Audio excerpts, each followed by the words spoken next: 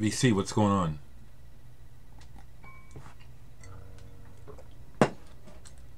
It's time for a playlist and reviews. What I'd like to start this playlist off with is a review of an album recently released by another VC member, Roger Coleman, who lives down in Tennessee. Roger Coleman and Sam Bird, some of you know, put out a CD a while back, collaboration, and they followed it up and released it on vinyl, and Roger sent me a copy. Thank you so much, Roger. Cosmologies.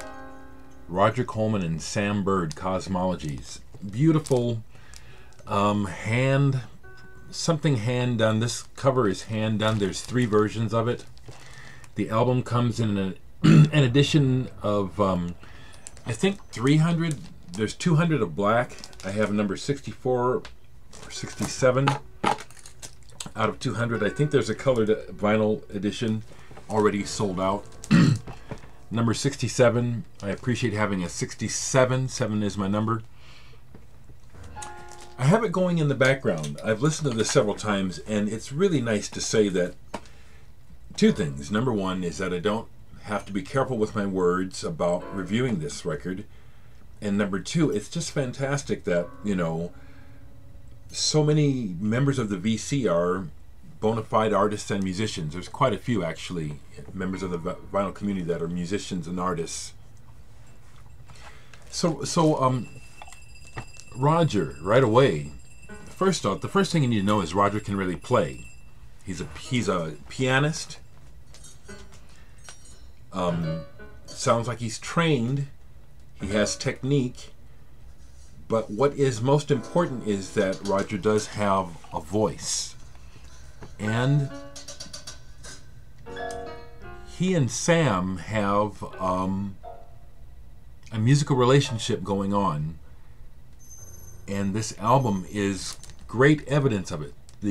Some of these pieces are like conversations. Others are like movement. And this one, I like this one quite a bit already, if I can just say. This is Invisible Realm. I like this one a lot. It really shows where the interplay of Sam and Roger is very real. They're listening and not just reacting. That's improvisation.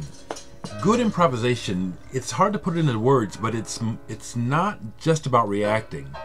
Listening is a big part of it, but commitment to what is happening is is really important. That's where special things can happen as a result of listening, but also being committed to what you're doing.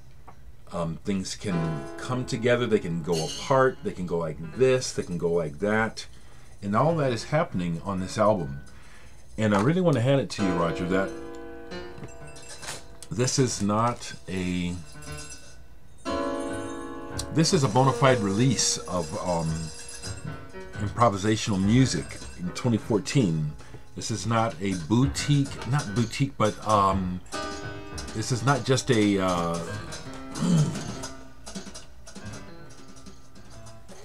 I hated how I have to grasp at words sometimes, but this is not a self-congratulatory release. This is a real release.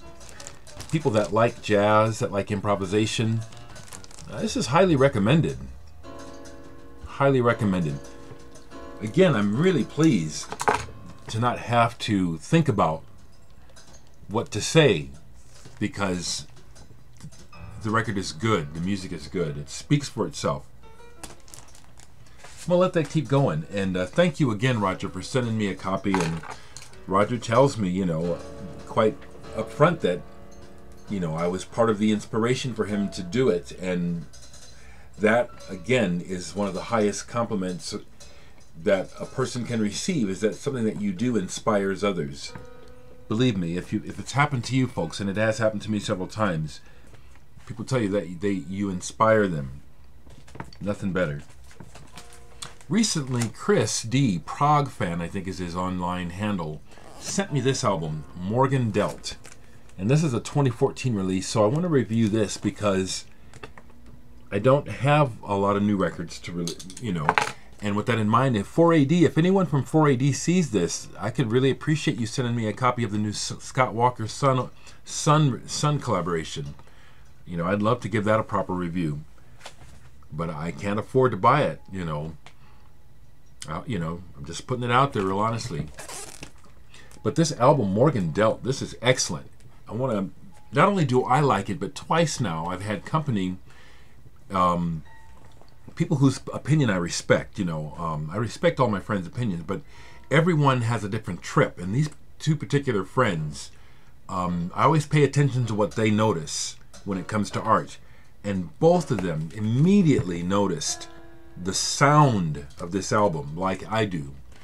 Morgan Delt, really, I'm going to go ahead and switch actually and play a little bit.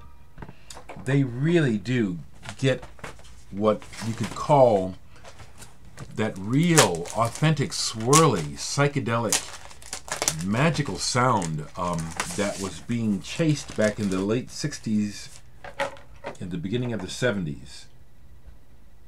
This album really has a lot of that. This guy, whoever he is, Morgan Delt, really gets it on this album. I like this album a lot. And this is not particularly what I'm looking for in music. I'm looking for modern psychedelia. I'm always looking for things that are good, but when it comes to modern psychedelia, this is good. I like this a lot. Morgan Delt. That's in the background there. Some other records that are sitting out that I've been getting into. I got into The Locust last night.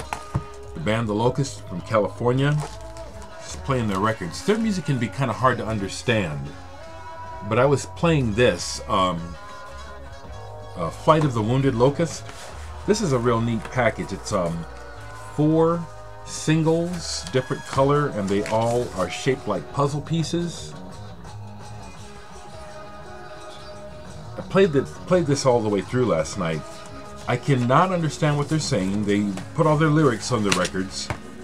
The music is even hard to decipher. That's part of what I like about Locust is it'll seem like a bunch of noise, and then it'll get to a point where it's like, oh my goodness, there really is quite a bit going on here.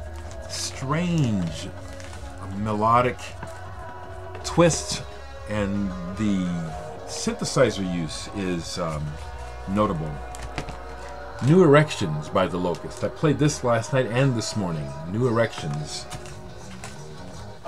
It's like, it's almost prog, Splatter vinyl. The screaming. I did start to wonder as I listened to The Locust,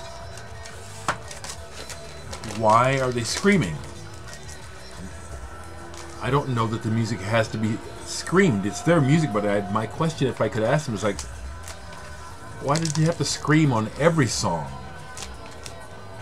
Other records that I played recently, New York Eye and Ear Control. This is a soundtrack. Look at who it features. Albert Ayler, Don Cherry, John Chakai, Roswell Wood, these guys, monster. This is fantastic on ESP disc. This is an original copy. There were like 2. This is the second edition of the first 2 that came out in 1967 or 8. 67, I believe. This is really good. You jazz lovers that know the work of Don Cherry or Albert Ayler in particular, this is fantastic. I was getting into some Pink Floyd lately, so I pulled Saucerful of Secrets, and my copy is a boot, but it's not badly pressed. Actually, it sounds pretty good. Yellow vinyl. You hear what I mean about this? Slightly Indian influence, Eastern influenced, all echoed and out, and it's fantastic. No Twist. Someone gave this to me. I think John Chartrand. Did you give this to me? This is their new album, Close to the Glass. I like their last album better. This one kind of burbles and bubbles along. It has some cool things going on with it, but it's kind of like, this is not a really heavily inspired album. I bet you they would be willing to tell you that as well. The band is very interesting, so they still got things up their sleeve. Who knows what will come next, but this was enjoyable. One side of this is etched. It's a two album set, one side etched. Now this is one that I keep from the 80s, back when they were trying to push this idea of new age jazz. Michael Pettison Jr. City Song. Really cheesy, in my opinion, cheesy looking cover, just nondescript.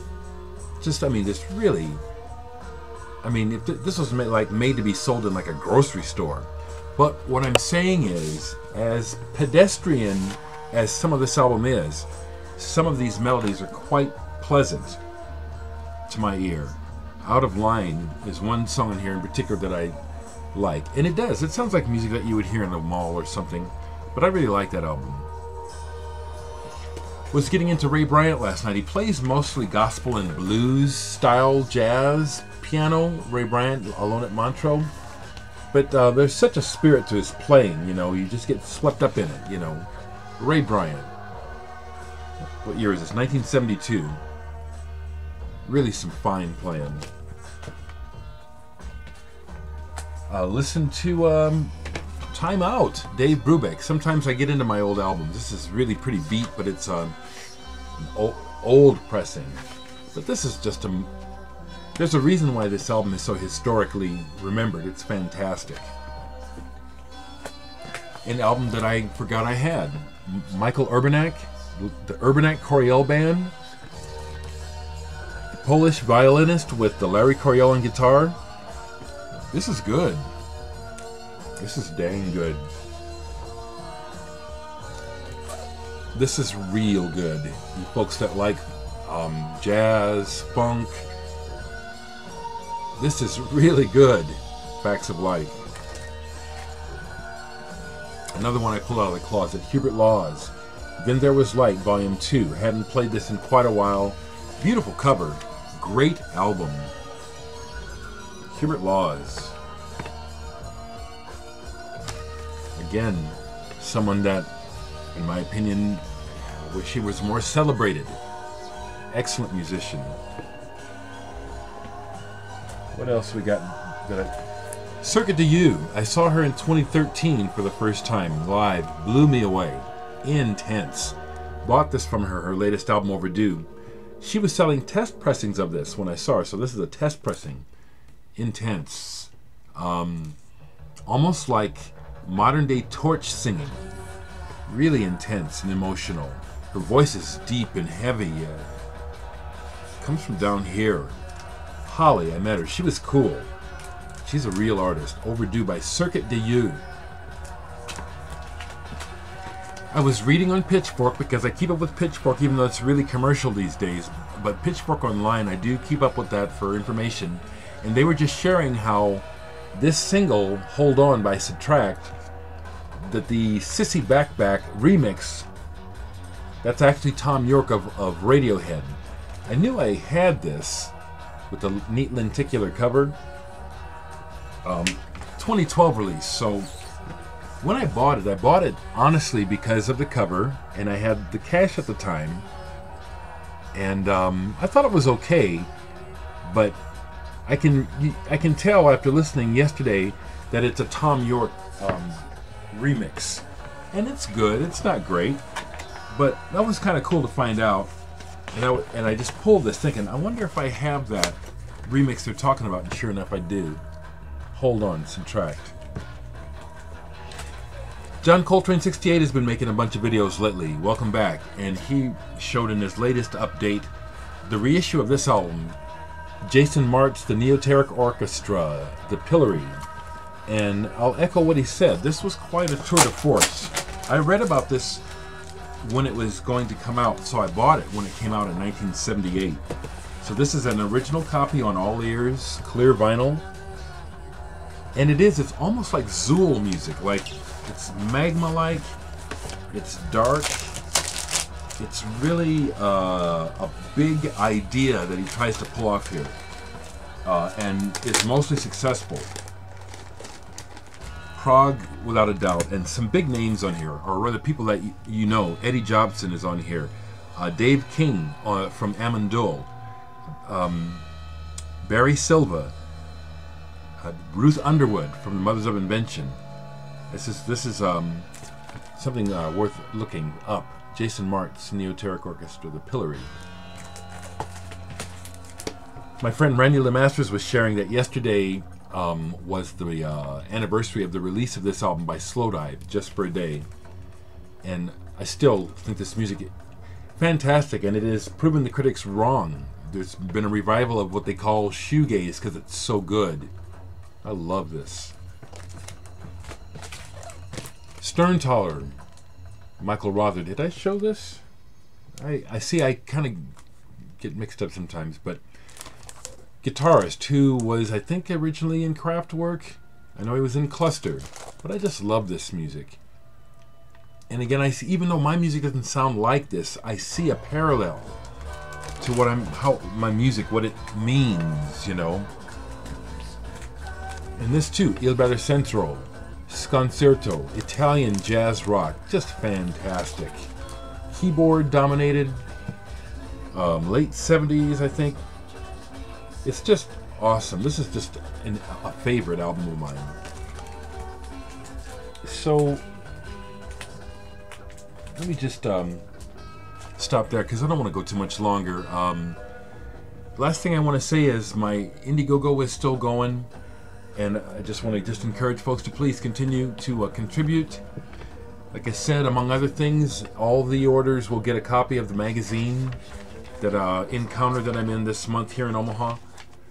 And again, it's been mind-blowing to me, the power of media, mainstream media. This is as far as Omaha is concerned, this is a mainstream publication, and wow, you know, everybody sees that, you know, and so it's like, wow, it's kind of cool. It's kind of cool.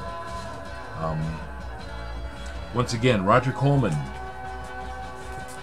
Cosmologies. This is worth it, folks. This is really worth it. All right.